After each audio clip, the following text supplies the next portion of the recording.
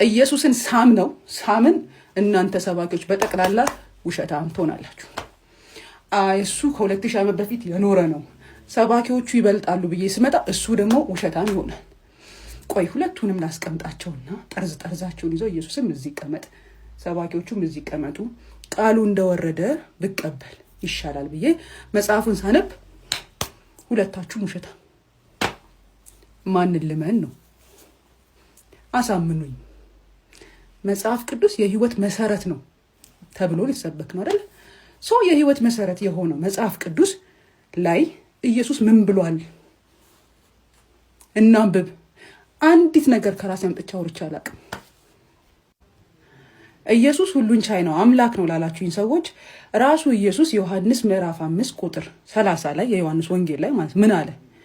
እኔ ከራሴ አንዳች ላደርግ አይቻለኝም፣ እንደሰማው እፈርዳለሁ፣ ፍርዴም ቅን ነው፣ የላከኝም ፍቃድ እንጂ ፍቃዴን አልሻምና። ቀጥላችሁ አንብቡ። ሌላ ምን አለ? እንግዲህ ዛሬ ወይ ኢየሱስ ውሸታም ይሆናል ወይ እናንተ ውሸታም ትሆናላችሁ። ሌላ ምን አለ? ማርቆስ 12:29 ላይ ራሱ ኢየሱስ ምን አለ? ኢየሱስን መልሶ እንዲህ አለ፣ ከትእዛዛቱ ሁሉ ፊተኛይቱ ትእዛዝ እስራኤል ሆይ ስማ፣ ጌታ አምላካችን አንድ ጌታ ነው።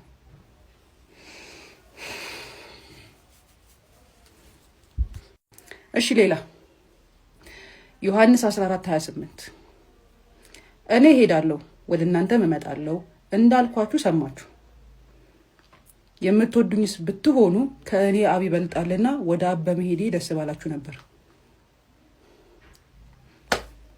እሺ ሌላ ዮሐንስ 20:17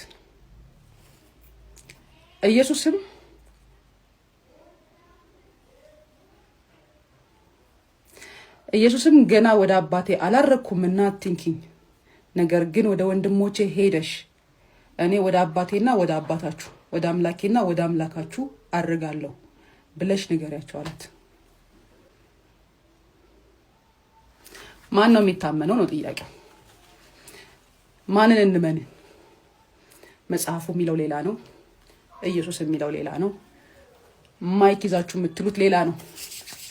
የተለያየ ስቶሪ፣ የተለያየ ታሪክ፣ የተለያየ ሀሳብ።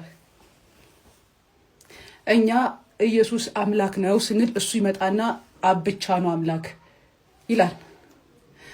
እኛ ስላሴ እግዚአብሔር በአንድነት ወደ ሶስትነት ምናምን ስንል እሱ ይመጣና አብ ከኔ ይበልጣል ይላል።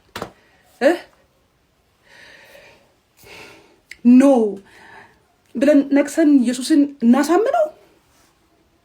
አንተ ያልገባ ብዙ ነገር አለ እንበለው። እስራኤል ሆይ ስማ፣ አምላካችን አንድ ነው፣ አንድ ነው በቃ።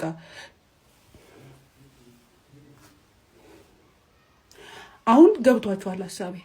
ማንን ልመን? ኢየሱስን